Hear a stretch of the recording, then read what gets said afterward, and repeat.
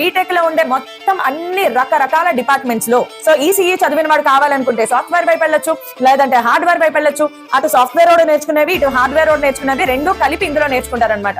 Now coming to ECE, evergreen ECE అనమాట. కాకపోతే there is a saying,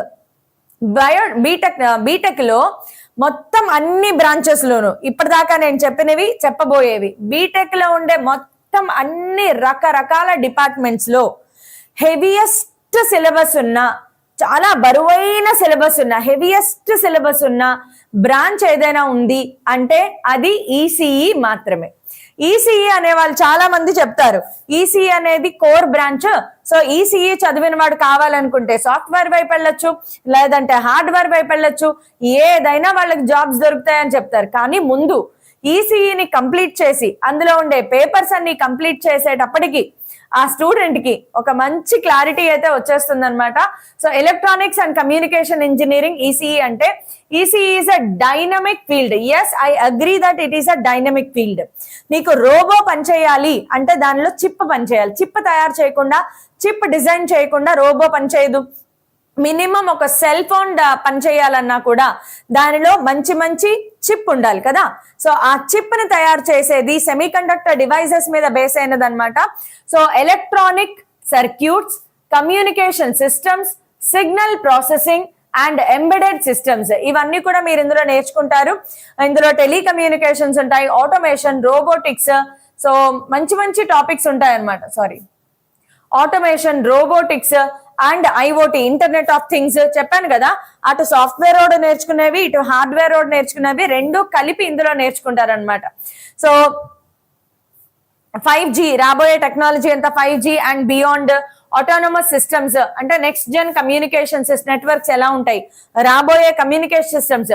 ECE చదివిన వాళ్ళకి జాబ్ ఆపర్చునిటీస్ చాలా బాగుంటాయమ్మా, మిగతా వాళ్ళకన్నా ఈసీఈ వాళ్ళకి నిజంగా బాగుంటాయి. కాకపోతే 4 ఏళ్ల పాటు చాలా చాలా చాలా విపరీతమైన హార్డ్ వర్క్ చేసి మంచి స్కిల్ డెవలప్ చేసుకుంటే పక్కా జాబ్ అన్నమాట. జాబ్ అంటే career, job in the sense career guarantee ఉంటుంది. Robotics, drones, self driving vehicles, వీటన్నిటిలోనూ వీళ్ళకి ఎక్స్పోజర్ ఉంటుంది.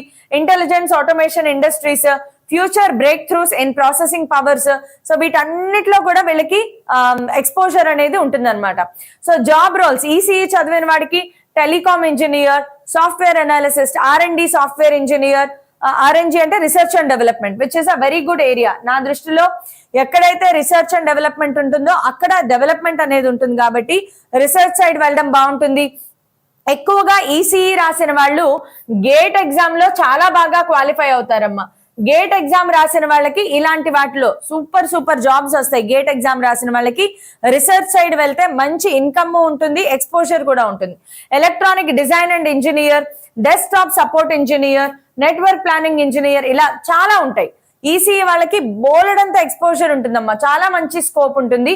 ఈసీఈలో బాగానే వస్తాయి మనకి. టాప్ కాలేజెస్ లో అయితే ఒక 20,000 టాప్ కాలేజెస్ లో జనరల్ వాళ్ళకే ఒక 20,000 ర్యాంక్ వచ్చిన వాళ్ళకి కూడా సీట్లు వస్తాయి. ఇంకా మిగతా వాళ్ళకి 30, 40, 50,000 లోపు ర్యాంక్ వచ్చినా కూడా సీట్లు అయితే వస్తాయమ్మా ఈసీఈలో. ఈసీఈలో చెప్పాను కదా ఎంత ఉందో చూసారా, ఇప్పటిదాకా ఇన్ని నెంబర్ ఆఫ్ సబ్జెక్ట్స్ చూడలేదు కదా. ఈసీఈలో ఎంత ఉంటుంది. ఈసీఈలో మెయిన్ గా మీ మోడర్న్ ఫిజిక్స్ లో మోడర్న్ ఫిజిక్స్ చదివారు కదా, సెమీ కండక్టర్ డివైసెస్, అలాగే కమ్యూనికేషన్ సిస్టమ్స్, లాజిక్ గేట్స్, ఇవన్నీ కూడా ఇందులో మీకు వస్తాయి అనమాట. సో ఈసీఈ చాలా బాగుంటుంది, కానీ ప్రాక్టికల్స్ మాత్రం తీరిపోద్ది అనమాట మనకి.